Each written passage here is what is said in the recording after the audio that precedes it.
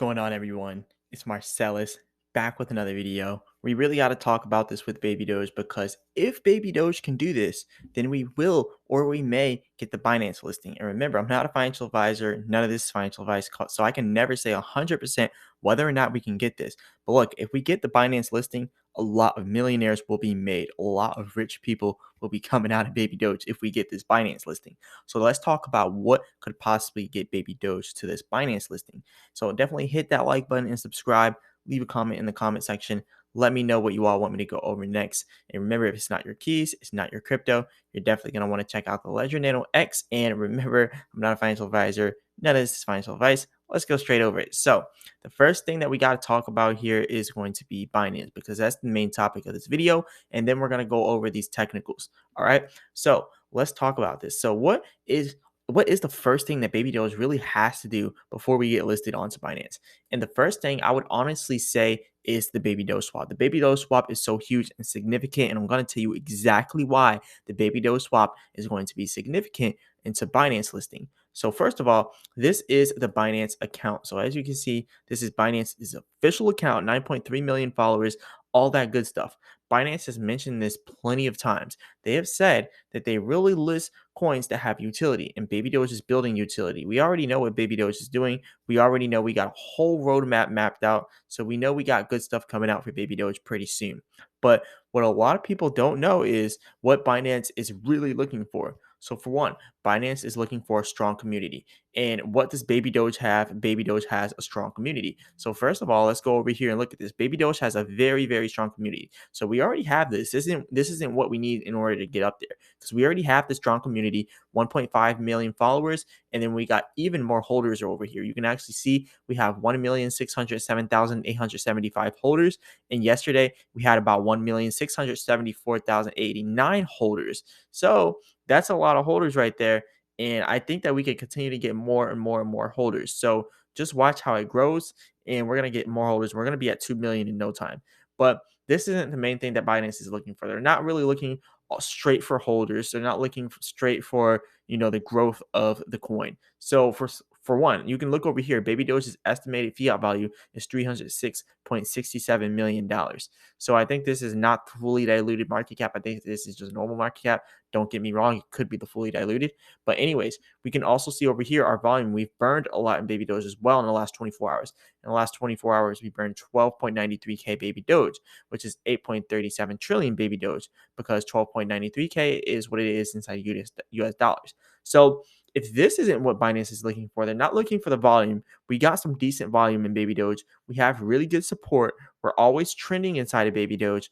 What is Binance necessarily looking for? So the main thing they're looking for is utility. Look at PancakeSwap here. So Binance is following PancakeSwap for one. Let's go over here and just click on their followers, and you can see here, boom, PancakeSwap. They're following PancakeSwap. But what does a utility like a swap do for Binance? Well, for one, PancakeSwap is on the Binance Smart Chain, and they even have BSC, hashtag BSC inside of their title, because you got to think about it. Anytime people use PancakeSwap, that's raising the liquidity for Binance. Anytime people's using PancakeSwap, that's raising the trading volume of Binance, the 24-hour trading volume. So what you see over here is what it's raising. It's raising this right here. You can see this is 1,140,467,771 inside of 24-hour trading volume inside of Binance. And total being held in the market cap is 49.3 billion. And you got to think, a lot of people have money tied up inside of PancakeSwap. A lot of people are doing staking. There's a lot of options that Baby Doge Swap is going to offer that PancakeSwap offers right now. So this is really going to be big because we're going to be really competing directly with PancakeSwap. So this is a really good thing for Baby Doge. And you can see over here, Cake to BNB. You got Pancake to BNB. You got BUSD to BNB. All these are BNB pairs, and they're pairs of coins that are on the Binance Smart Chain. So what does this do for Binance? This really helps raise their liquidity. This helps raise their trading volume. This helps raise their market cap. So if Baby Doge can really benefit Binance, if Baby Doge can help Binance grow, then this is going to be one of the things that they want to list us for, because this is going to help them out. So then we won't have to pay Binance to get listed because we already know the Baby Doge developers, they're not going to pay Binance to get listed. They're not going to do that. That's not their goal. They're not trying to get listed like that, but they do want to get listed. Trust me, they probably want to get listed on there, but they're not trying to pay $500,000 to $1 million just to get listed onto the Binance exchange. They're trying to get listed onto it based off the value that they provide. And that is exactly what Baby Doge Swap is going to do for us. So Baby Doge Swap is going to directly pretty much compete here with Pancake Swap. And if you kind of look at it, it kind of looks similar when you click on Baby Doge Swap and Pancake Swap. We're going to be competing directly with them. So look, when you go over here, we're swapping a bunch of different pairs with BNB. So there's a lot going on here. You got BUSD, you got Doge, you got ETH, you got Baby Doge, you got all these different things all on the Binance Smart Chain. And then you got over here, you got earning, you got the farms. So these farms are going to also be on the Binance Smart Chain. So this is just a test net, but just remember, this is just a test net. When we actually come out with the swap, that's what we really need to get on to the Binance Smart Chain, pretty much, in order to get onto the Binance Exchange. So as you can see, this is the test net, and you can see how slow it's loading because it is only the testing version. So don't just talk about how it's just stuck loading. Maybe we can go over here and look at the pools. But yeah, right now the test net is not fully launched. But anyways, we just got to wait until we actually get the full Baby Doge swap out, because once we finally get it, then we're really going to have some nice returns on our investments. And remember, I'm not a financial advisor. None of this is financial advice at all. But I'm just saying, this is what we need in order to get on Binance. So anyways, you can see over here with Baby Doge, you can see the volume of the 24 hours is 971.56 trillion. And yeah, I don't know why it says that, but like I said, this is the test net. We're just testing things out here. So a lot of things aren't going to be accurate here. But yeah, you're just going to have to wait until we get the actual thing out, because as we know, we don't have 49.49.76 trillion inside of Baby Doge right now. We don't have that much. But yeah, this is just a test net. Everything's testing right now. Once we get all this sorted out, and then it won't say trillions, because let's be honest, we don't have trillions of dollars inside of BNB. You can see right here, million, billion, trillion. We don't have $39 trillion inside of wrapped BNB. So right now, everything is just kind of, this is just exactly what we need, to be completely honest. Just look at this. They're really working on this, and they have a lot to work on. But this just shows you that the Baby Doge developers are really putting their time towards developing this swap. So the fact that we already have the swap out, they have all these different pairs over here, and then they also got the earning, they got the pools, they got the farms, but they're really just working on creating everything right now. And they're working on correcting a lot of these errors, because there are a lot of errors, and they're making sure that everything is secure. But look, once it's finally secure, that is going to be the thing that really helps push us onto the Binance exchange. So this is going to be pretty big. We're going to be pretty much competing directly with Pancake Swap. So all we got to do is compete with Pancake Swap, get our staking up there, get our farms, and then boom, we're going to be like on the exchange or directly competing to get onto the exchange, because they're listing coins as we speak. So Binance is really just listing things that have utility that helps out the Binance Smart Chain. So Baby Doge will be helping out the Binance Smart Chain. So that's exactly what we need in order to get listed onto there. Now, something that someone's been talking about here on Twitter, I want to go ahead and show this. It shows that they're talking about a retracement back down to about 18K in Bitcoin, and eventually down to about 17.9K, 17.6K. Is definitely a possibility, but I'm going to show you the technical analysis on what I believe is going to be happening next inside of Bitcoin. So first of all, let's start out with the technicals. You can see we're at 3% right now for Baby Doge in the last 24 hours, now 3.3%. And then you can see over here for Bitcoin, Bitcoin is up about 1.8% in the last 24 hours, Ethereum 2.7%. We got Binance at 6.5%. So Binance is really leading the game right now inside the top 10 coins. So that's pretty good inside the top 10 coins for the last 24 hours. Now, let's do the Baby Doge technicals. So the first thing you can see over here with the Baby Doge is the bulls. The bulls are in control of the 24-hour market control by 80%. So they're controlling the market by 80%. So we're 80% bullish right now. But notice that we're inside of this large red area. This is indicating supply and demand of less demand. And we just got a bearish downtrend signal because we're inside of our less demand area. And notice this big green candlestick right here.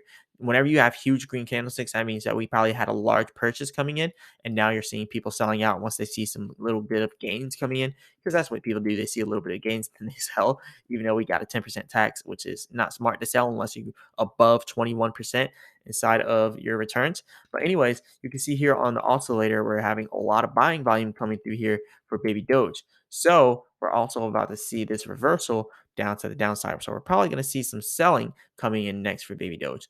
But if baby Doge were to break past this area, we have been trading sideways since the 19th, which was 2 days ago. But if baby Doge can actually break past this 1380 resistance, then what you're going to see is this next area of resistance that we're going to hit, and that's going to be 1520. So expect baby Doge to hit 1520 if we can actually break past this supply and demand area. So that's where we'll stop next. And then eventually you could probably see the 1620 area, and it's pretty much all in intervals of 20. And this is going to be the 1740 area, really 1750, but who's counting? But anyways, let's look at the 4 hour chart. That's going to be the really long-term chart. That's what we really want to look at here for baby Doge. So as you can see, this is now the 4 hour chart. So you can see even in the last not the last 4 hours, but for the 4 hour chart, the 24-hour market control is in control by the bulls by 80%. So we are 80% bullish. And now you can see on the 4 hour chart, the oscillator is starting to try to reverse to the upside to get some buying pressure.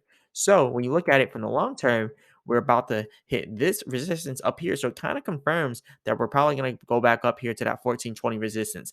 Now, as to what that person was posting on Twitter about the crash down to 18K Bitcoin to 17K Bitcoin, that's a whole completely different story. Because yes, baby Doge does follow Bitcoin, but whenever we're trending on Twitter and whenever we're trending all over the place with baby Doge, that's typically when we break off the Bitcoin path. And now we have the swap out right now. So it's going to be a lot easier for us to break off Bitcoin's path. So I think that we could probably see baby Doge doing some nice pumps once we finally get that baby Doge swap out, once the test net is over with and we finally get the official swap.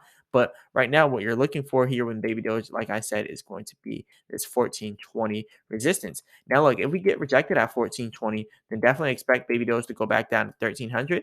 And like I mentioned in my previous videos, definitely expect that 1250 support, because that's where our Fibonacci retracement is. And that's probably where we're going to end up pulling back to if we're going to continue to become bearish. So definitely expect that if we do continue to become bearish.